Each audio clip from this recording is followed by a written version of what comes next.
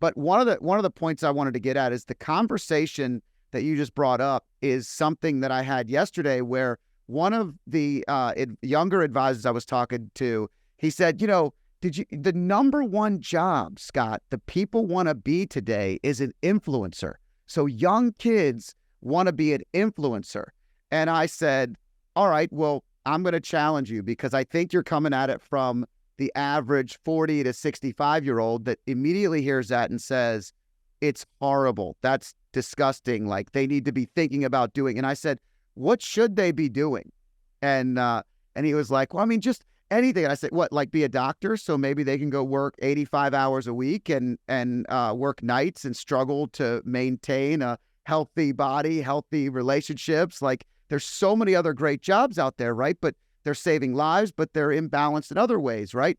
It's finding that balance. But you've done so in a way where you would be considered influential in the spaces, especially in the health and wellness area. Talk to me about like just some thoughts on that conversation, because I don't see it being all that bad, but it helps our listeners really think about their kids, their grandkids, their friends that are thinking about these things and maybe wanting to do a little bit more. And you did it from scratch. Like you built this from the bottom up the right way. Walk people through some thoughts you have on that topic. Yeah, so, I think influencer gets a bad rap, but ultimately it is having a personal brand, and having a personal brand is going to be advantageous regardless of whether you're an influencer, you're a doctor, you're a lawyer, you want to build a company. It's going to teach you so many skills about how to build relationships with people, how to create marketing campaigns, how to get your message across, how to storytell.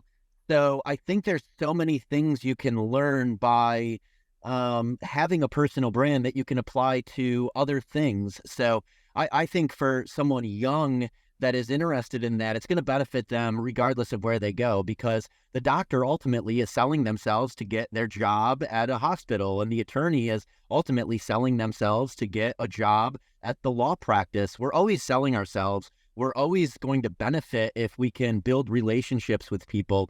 We're always going to benefit if we have social capital. We're always going to benefit if there's awareness around us. And we're always going to benefit if we have a full cup, because that means you're going to start attracting people into your life and you're going to start attracting opportunities into your life. So that's really how I look at it. So I think it's cool that so many people are turned on to this now. I just caution them to, it's not as easy as just having this number next to your name and think that you're going to get paid. Like you still have to come into every relationship with, how can I add value for you? How can I provide a return on your investment, regardless of whether you're the doctor, the attorney, working for someone, you have your own business, you're selling products. Like that is the foot I always put forward. And that's why I have worked with the companies I work with. I know I can add massive value for early stage wellness companies. I probably can't add that much value for a late stage business in a category where I have zero knowledge. So I stay in my lane, and I've built a personal brand and influence within that lane.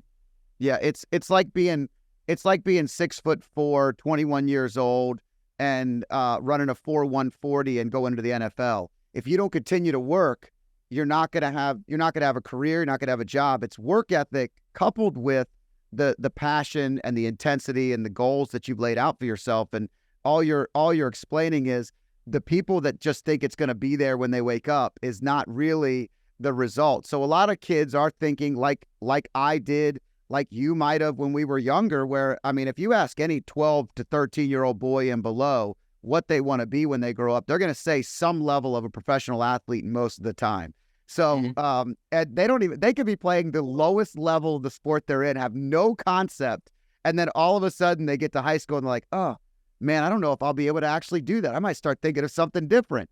And I think that the work ethic, the commonality in loving what you do, but with work, is such a great point. And I like the personal brand thing because I've had lots of conversations with people's teenagers who are approaching college, and they're like, hey, Scott, will you talk to my son or my daughter? They don't know what they want to be, and I want them to define what they want to be. And I'm like, I don't know what I want to be. How can they define what they want to be right now? Can we? And so they're like, well, at least guide them on what they can major in. And I say, look, if you don't know what to major in, I always say go to marketing. At the end of the day, you're going to have to sell yourself. You're going to have to sell a product. You're going to have to sell something. And I don't just mean sell. I mean, understand the brand, understand the human behind the brand, understand the company that you're representing. Like, all those things are going to work at any engineering, being a doctor, a lawyer, everything you mentioned. So I think we're very aligned in that concept. But I love the mentality of it's a personal brand. That's really what you're developing, and that's beneficial at any stage of the game in any capacity.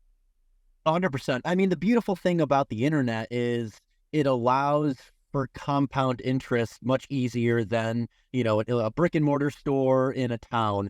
It's going to be difficult to get the kind of compounding effect that you can get from all of the people that you can reach on the internet.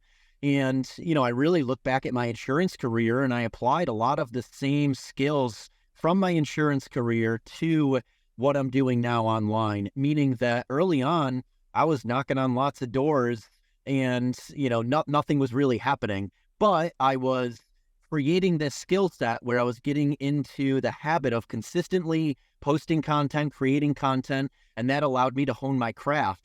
And I stayed in my lane long enough that I became a thought leader within the space, just like with the insurance, where I stayed in my lane for 7 years of specializing in campgrounds and marinas. So I applied those same skill sets to social media. It just so happens that social media, it really compounds with the amount of people that you can reach over time. Now when I say something, I can reach hundreds of thousands of people, where you can't really do that same thing when you're driving, going door to door, selling insurance. And so, I mean, that's the beautiful thing about the web. And the beautiful thing about having that personal brand is all of a sudden, when that compounds over time, you have a massive audience that you can reach by doing one post now today. Yeah, I think if you're listening out here and you're saying, hey, I don't want to build a personal brand. It's not something that I'm interested in. It's not who I am. One thing I would say is that a lot of people are building a personal brand, whether they know it or not. And the more true you are to that personal brand, the better it is. So what I mean by that is if you're a show and tell fake book or Instagram person and you're just throwing out all the best moments of your life and only the things that you want people to see, but never the things that actually show who you are, it can also make us feel a little worse. So anybody that's posting anything, anyone that's sharing their life, the more you share as long as you're comfortable with it and it's who you are, the more you're going to find people interested in your life. If you like clips like this, I have a similar clip here. And if you want to watch the full video, click here.